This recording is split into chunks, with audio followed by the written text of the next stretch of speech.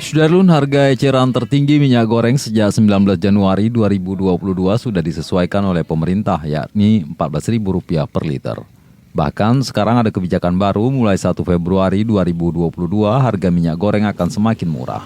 Dengan rinciannya, harga jual minyak goreng curah di pasaran ditetapkan Rp11.500 per liter, minyak goreng kemasan Rp13.500 per liter, dan minyak goreng kemasan premium Rp14.000 per liter. Namun hingga Minggu 30 Januari 2022, para pedagang di pasar tradisional Loksmawe masih harus menjual dengan harga lama.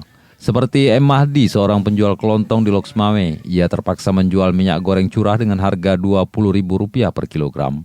Untuk kemasan premium Rp22.000 per kilogram dan kemasan biasa Rp20.000 per kilogram.